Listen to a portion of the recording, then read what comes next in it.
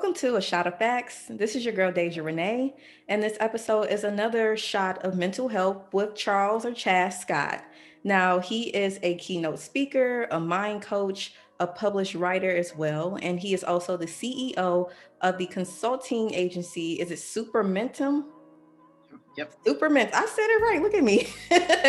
And you are the executive director and chief creative optimist of Positively Caviar, which is a nonprofit organization. Now, so how are you doing today? I'm living the dream. It's just a little cold outside, but soon it'll be spring. You're in Virginia right now? Yep, Arlington, just outside DC. Is it really that cold outside? I haven't been outside today, but yesterday it was really nice. It was. I'm just a spring baby, so I'm ready for the spring, summertime. No, I feel you. My birthday is in August and I hate the wintertime. Like, I'm actually from Detroit, and people are always like, how you're from Detroit? I don't get why you don't like snow or winter. And I'm like, because I lived through it. That's why. I don't see how anybody can enjoy that much snow on a daily basis. I don't either. It's weird to me. Yeah. But since you are overall a mental health advocate and expert, one of my first questions to you is, what is mental health awareness and overall mental health to you?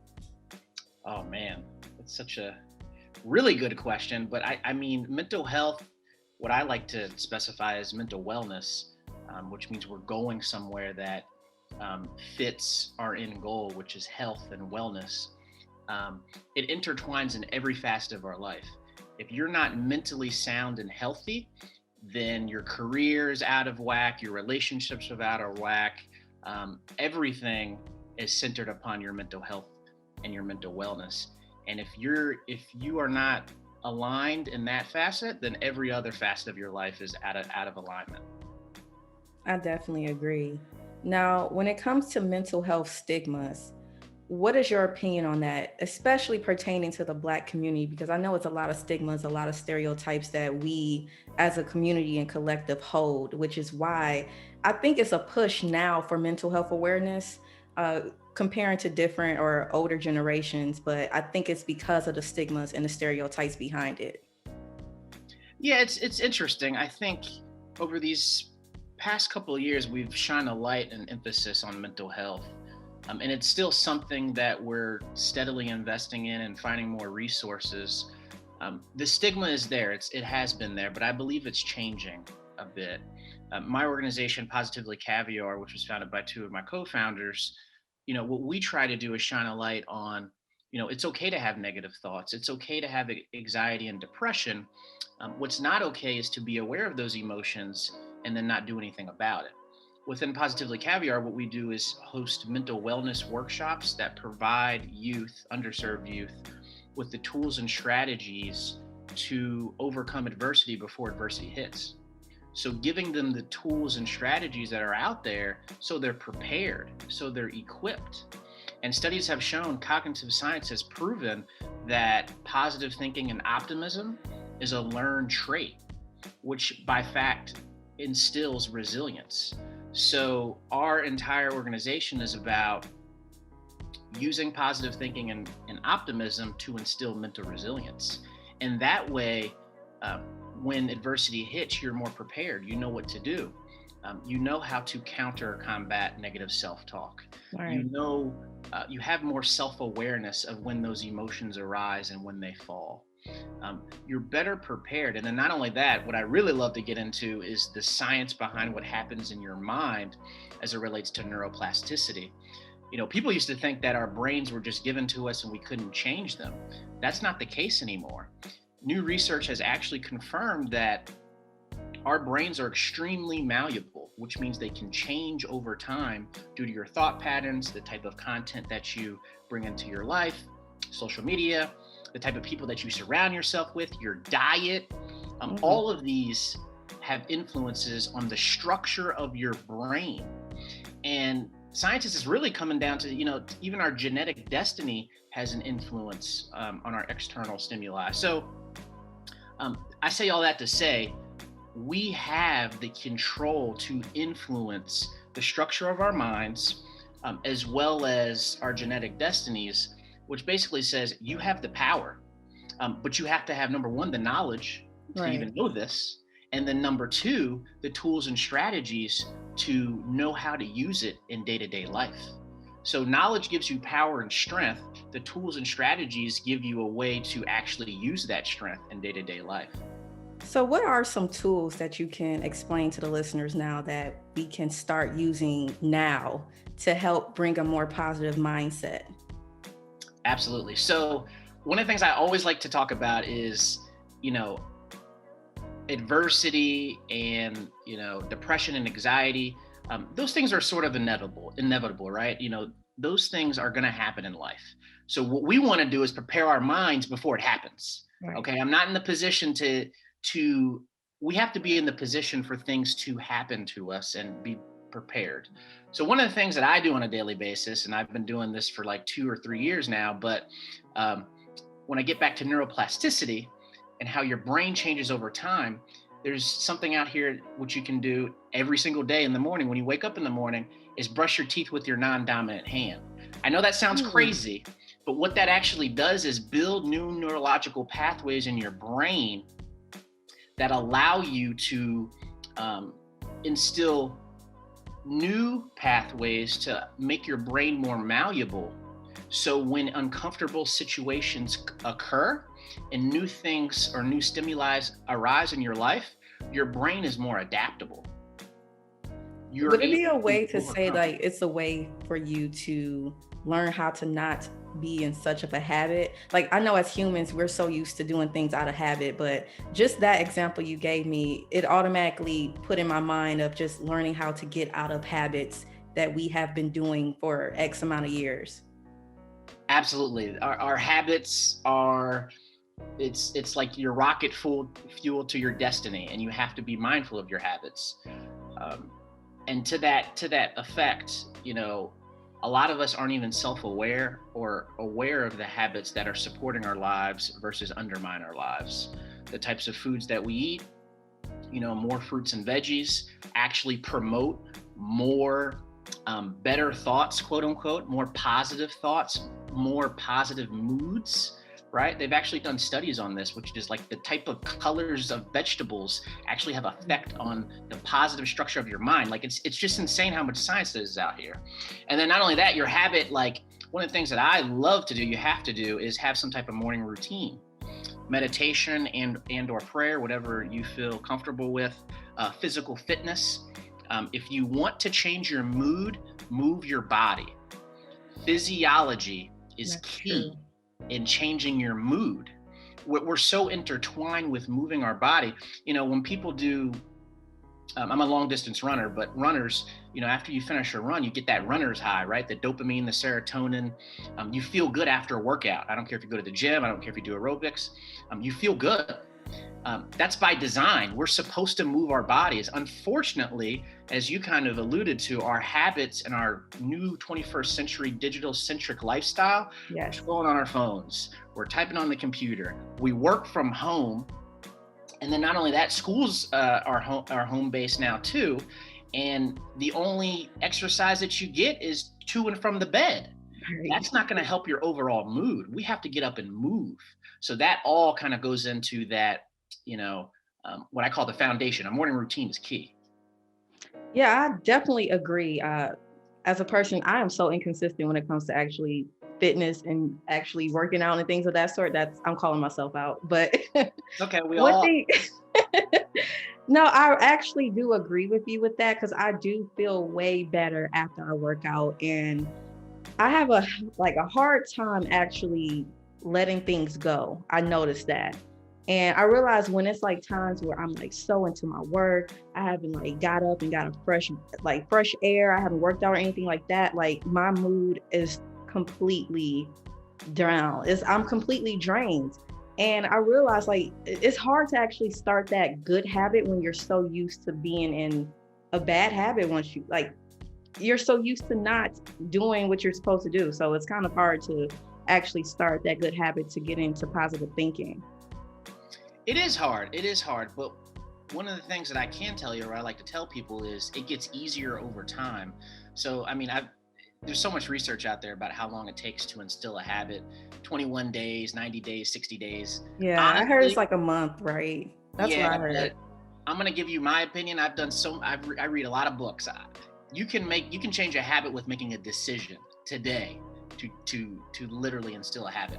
But anyway, I say all that to say, when I talk about neuroplasticity, when you begin to build neural pathways, they begin to deepen, and it becomes easier to take that pathway or to instill that habit. So it's like riding a bike. The first time that you know, were learning to ride a bike, it was hard for you. But Right. if you begin to position yourself to train your body, not only that, but your mind, it builds a new neurological pathway to say, hey, I've done this before, I've been here before. This is easier. And over time, you know, that's the learning process within the brain and the physiology of your body. Same thing happens when, you know, you want to wake up early, or you want to eat better, or you want to make better decisions, right? That all is intertwined, because each decision that you make, each the type of food that you eat, the type of people that you associate yourself with, that you're building those same neurological pathways that are directly correlated to your decision making and your thinking. Now, I looked through your website and you kind of mentioned one thing on one of your blogs about the correlation between science and spirituality. So, can you explain a little bit what is the real correlation between the two? Yeah, this gets pretty deep. So, um, I'm very spiritual myself, and it's only until recently where I've really dived into more so meditation and prayer, whatever the case may be. But what I started to realize is, you know, science as well as spirituality. You know, spirituality, on the other hand, um, it's a way to. A lot of people feel like, you know, when you pray and or when you meditate, you feel like you're connected to a higher source or a higher power. It could be God, it could be Allah, it could be whatever it is that you feel like is connecting to your higher power. In my case, I'll say God. Um, and what we're starting to understand and really realize, from a science perspective, some of these altered states of consciousness, like basically when you put a uh, an EEG or a fMRI imaging um, tool on the brain, which actually Right. measures the brain waves of a brain in these altered states, they're seeing positive effects that are happening, that are correlated to uh, longevity in your life, um, better states of emotions, a whole bunch of positive effects. Anyway, as we start to bridge those gaps between spirituality and science, they're all leading to the same source, which is how can we live better lives with each other and allow ourselves to get to our creative potential. And whether you want to go the spiritual route or the science route, it's going to lead you to the same source. I've been there in meditation. I've studied all the science. They even have new science out there called neurotheology, which is the bridges between, you know, the spiritual, prayer, meditation, obviously, and then science. So it's really rather interesting once you begin to think about it. And over these past couple of generations, actually hundreds of years, they've separated church and state from a long time between spirituality and science. Unfortunately, you can gain a lot of insight on how to live a better life in both, um, you know, aspects or both different facets. I agree with you. And I feel like a lot of people are opposed to actually thinking of it in a scientific way because of their religion or spirituality journey. I feel like a lot of people associate anything science as anti whatever religion they hold. So I think that's why people are kind of against it. It is a new methodology of thinking that people are starting to gain on now, but I think that's why people are kind of against it right now. I feel like, they think it's against their actual religion. Yeah, it's a very interesting conversation because, especially within the Black community, right? Right. You know, we I mean, to be completely honest with you, I'll be blunt. When we were brought over here, we were brought over here as slaves, and we were taught the religion of Christianity, flat out. Yep. Um, I think a lot of us understand that. So it's very important that we become aware of Christianity and what it means truly to you. And just be aware that, what Christianity or religion or spirituality, whatever the case may be, what does it mean to you to have a better life?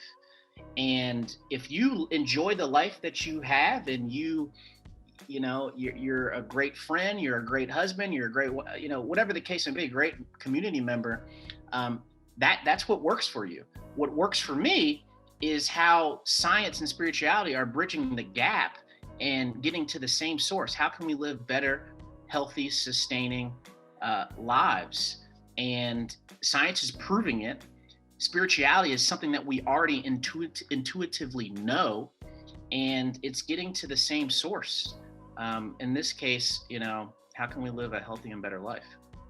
I think that goes to say, just like how even talking about mental health awareness and being an advocate for it is something that's kind of new within the millennial and Gen X like generations, right? And a lot of times, like I had this conversation with many therapists that I had on the show that, even I don't know if you can even attest to it, but I know for me growing up, it was always just pray about it. It wasn't go to a therapist, it wasn't look up anything. It was pray about it, go to the church, and hopefully God can help you lead the light to get through it, right? So I feel like that kind of aids in the discrepancies of even trying to correlate science within it. I actually, this is going to be really good because I like this, because one of the things that they talk about, this is the Bible that everybody reads, is, I'm all for faith. I'm all in believing that a higher power will work in our favor to get us to Right. our desired result and our desired goal. Well, you have to move your body. You have to make decisions. You have to, your mind, body, and soul have to be one, which means, your actions aligned with your faith have to be one.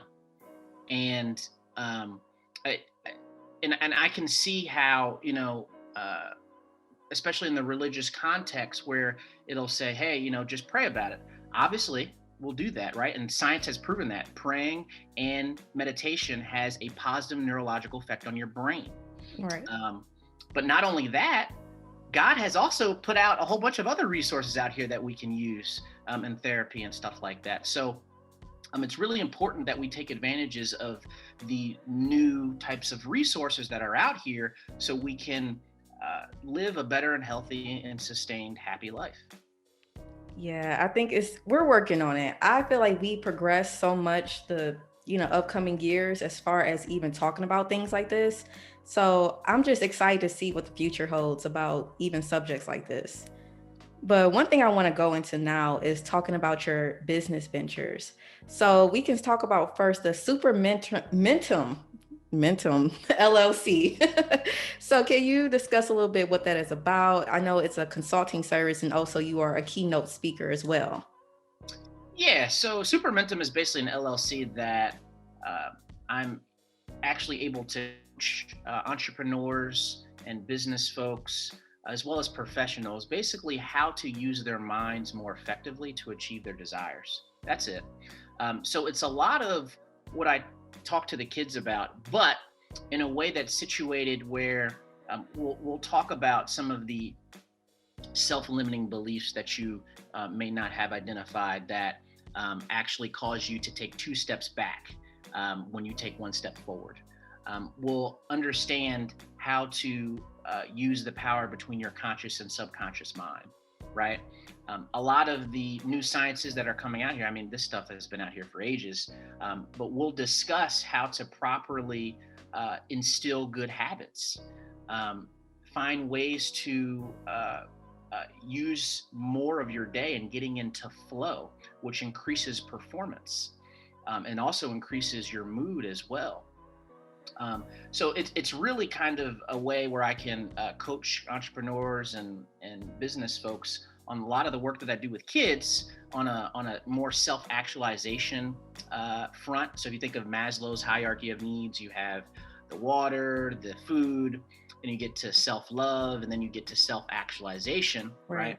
We all want to be in a position where we feel like we have control over our life and we're not at effect of it. We are the cause of it, right? What I try to do is help people use their minds to do so in accordance to their goals. So yeah, I've been doing that for about 2 years now, And it was so interesting because when we started Positively Caviar about 5 years ago, people that had businesses and were looking to gain more control of their mind and increase performance and mood and productivity, were like, hey, do you have this stuff for my age? I'm like, no, Right. this 11 and 18-year-old, sorry, like I'm focused on the kids right now, like underserved youth. And it occurred to me that a lot of people are looking for the secrets to their minds. They already intuitively know a lot of these things. I'm just shedding some light from a scientific point of view to help them more effectively. Now, what would you say the main difference between like a therapist and a life coach? Well, I'm definitely not a therapist. Let's point that out there. I'm not a therapist. I'm a coach. So what I'm going to be able to do, I can only speak from a coach perspective. I'm going to give you the tools and strategies so you can position yourself for a better life. Okay, so what does that look like? I'll give you the knowledge. I'll coach you how to actually properly use it. And then as you begin to use it, you'll come back to me and say, hey, this is not working. How can we better use this to increase my productivity or increase my performance? I'll coach you. And at the end of the day, one of the things I always tell the people that I coach is I'm here to help guide you, but not be there forever. It's your job to take the knowledge as well as the new habits that you begin to instill to go off and live a happy, successful, and more abundant life. I'm just here to guide you Right. with all the knowledge that I've accumulated over these past couple of years. So I can only speak from a coach perspective.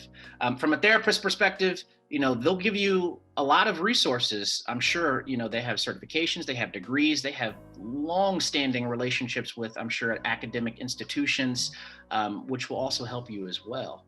So I'm sure there's advantages in both. I believe so. I feel like people can utilize both. I like to be very transparent. Like I'll go to therapy, but I haven't yet dipped into getting like a life coach. So it's really interesting because I see the value of a therapist, but now I'm seeing the value of a life coach as well too now. So it's something that I'm probably looking into later. But Yeah. now you could go ahead. No, go ahead. No, I was gonna Oh, agree with you. I think that it is something that, because a lot of people have um, lived lives before, and you look up and you're like, man, why they look so happy, they look so successful. How did they do this? How did they do that? And right.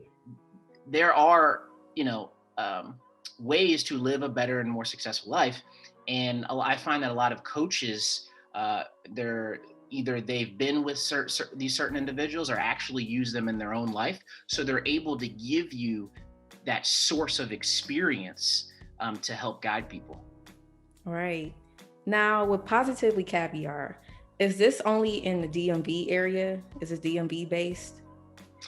Well, now that you mention it, we do all of our workshops, our mental wellness workshops virtually. But typically before COVID-19, we were doing all of our workshops in Baltimore, DC, as well as New York City. Our other co-founder is up in New York City. Okay. And now, if people want to get more information about both of your ventures, where can they get that from? Absolutely. So you can go to positivelycaviar.com. You can go to our website. You can sign up for our newsletter. Every 2 weeks, we send out a newsletter of positive health tips, as well as some updates to volunteer for some of our virtual, and then soon to be after COVID-19, our face-to-face workshops. You can also go to our Instagram. Our Instagram is blazing right now. I love our Instagram. We also post a lot of actionable tips to help you in your mental health and mental wellness.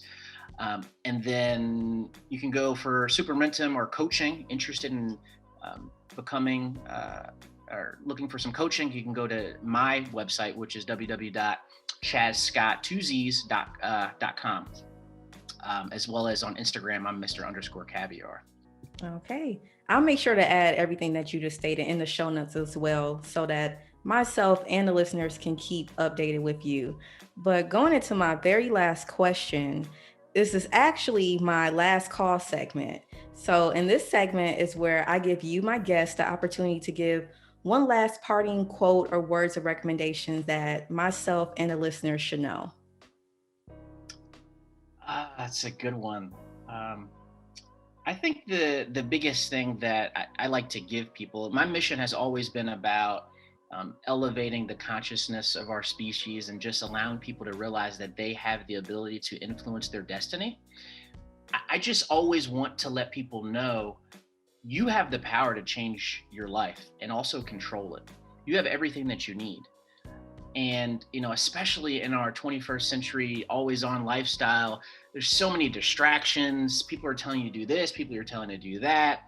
um, if you just sit with yourself and become more aware of who you are, where you're going, and what you want out of life, you'll begin to move with life with ease, and you'll have the answers to the same questions that you had for many, many years, all within you. And it's very, very interesting, and I would tell anybody that is interested in looking for those answers is just to sit with yourself, be in peace, be in quiet, put your phone on do not disturb, don't touch your phone, and just be totally aware of the emotions that are arising and where you want to go in your life, because your emotions are your guiding light to let you know if you're on the right path or not. You have everything that you need, and that's just what I want to tell people. Facts. Thank you so much, Chaz, for coming on the show. Again, one last time, where can we find you? You can find me on my Instagram, Mr._Caviar. If you can't spell caviar, it is right here on my hat.